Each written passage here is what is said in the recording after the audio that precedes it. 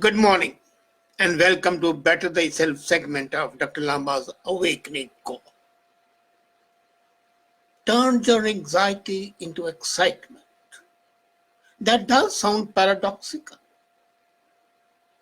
but it's not so. As a matter of fact, if you want to be successful, if you want to achieve your goals, it's imperative that you make your anxiety a positive instrument of success and achievement.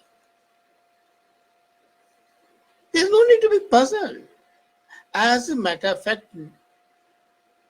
when you are anxious, when you are afflicted with anxiety, you are having a nervous energy.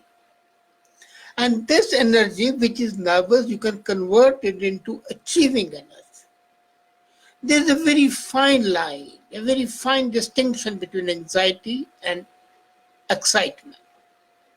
Physiologically, the two are almost identical, according to the doctors.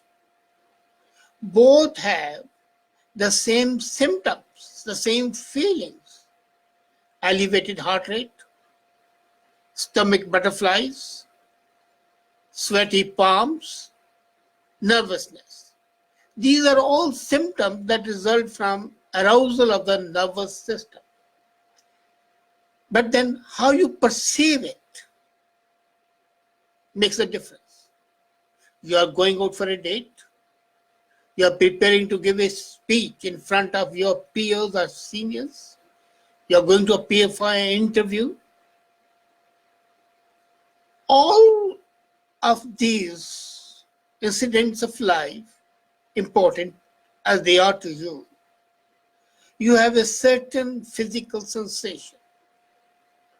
And that sensation can either be excitement or be anxiety. Both are the same. The only thing is your perception. The difference between excitement and anxiety lies in our interpretation of that. We associate excitement with positive feeling, and we think of anxiety as something overwhelmingly negative emotion that debilitates you, that weakens you. And that's not the way to go ahead. In the workplace, chronic anxiety can take a toll on your performance and your ability to lead if you are a manager. And you can see that many of your peers, your colleagues, your co-workers suffer from anxiety. It isn't surprising. I'm not surprised when people tell me they are anxious, because most of them operate in a culture that wears stress like a badge of honor. And here, they differ from the achievers. They have the same goal, they are traversing the same path, but some start sweating out of nervousness, others start sweating out of excitement. When you have moderate anxiety, your first instinct is maybe to search for ways to eliminate it. And there lies the pitfall. A better way to manage those nervous emotions is don't suppress them. It becomes a very simple shift in perspective. Instead of saying, keep calm, keep on, carry on, say to yourself, keep excited, work on. Don't say keep calm, remain excited. Don't say carry on, say work on. This would change your perception. Anxiety is a silent killer of your ambition, killer of your objectives. That's anxiety. Excitement propels you forward, enables you to achieve your goal. And don't forget, anxiety is a good thing. There was a study conducted about a century back by two Harvard psychologists who demonstrated that moderate level of stress improves your performance in animals and in human beings. However, Too much of anxiety when you suffer from makes you suffer. When you concentrate your attention, because then what happens? You are concentrating more on the anxiety than your performance. You start choking not literally but figuratively because your brain stops functioning, you are benumbed. Don't ever forget, you are not the only person in the world who is having some anxiety. Everybody has some anxiety. And that anxiety is all the time, 24/7. The only thing is how you perceive it. Now you will say, since we don't know what to do, well, there are simple tools for changing your perception. I'm no stranger to anxiety myself. I have had a fair share, or rather I'll say more than fair share of stress.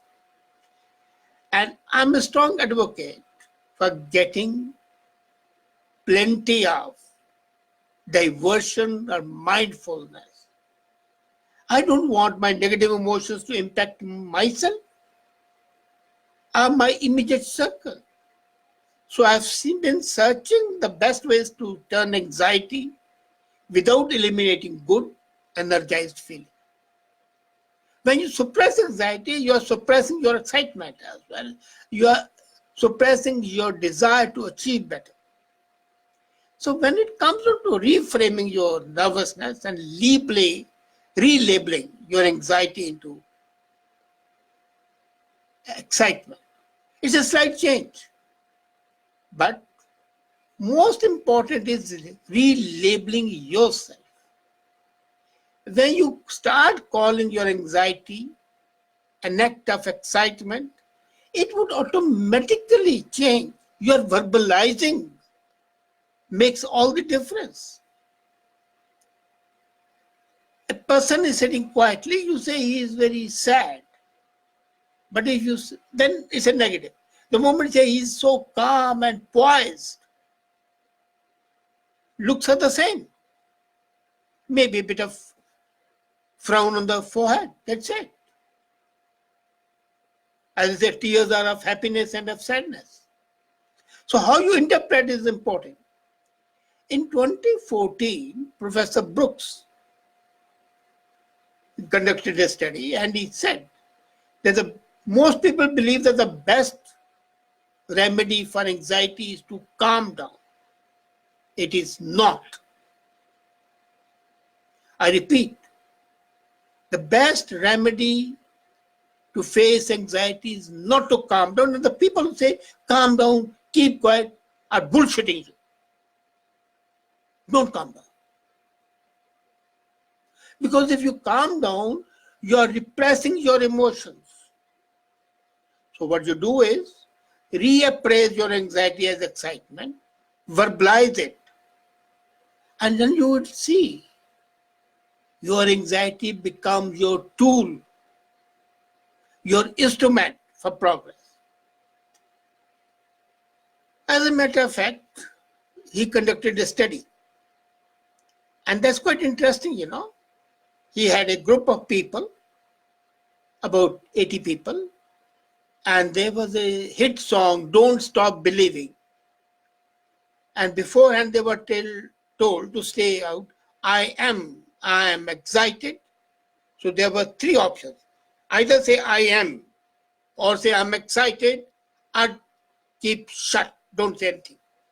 So using a computer to measure the tone and volume, it was found that the participants, when they said, I'm excited, sang better in spite of their nerves. It also boosted participants' belief in the performance, and they could perform better, anxiously demonstrating that a little positive talk has a long-term effect. Now, the very way we verbalize and think about our feeling helps us to construct, or shall I say, reconstruct the way we actually feel. You are sad. But you say, well, I'm not sad. What I'm doing is analyzing the situation. I'm contemplating. I'm thinking. You will start changing. And then the excitement comes. So the simple method that's worth testing the next time you feel anxious. For example, if you have a presentation to deliver and you catch yourself worrying about everything that could go wrong, flip the switch. Instead of saying, start saying, I'm so excited to give a speech. It's going to be an opportunity for me to make this presentation. And the result would be, the moment you repeat this, I'm excited, I'm so overwhelmed with joy and anticipate the joy of excitement, you would have destroyed the nervousness. Your perception makes you feel better. The point is, it's a fight of you, yourself, against your anxiety. It can be a powerful effect on all of us. Whether you want to feel weakened and debilitated, or whether you want to feel strong, it depends on you. So verbalizing is one part.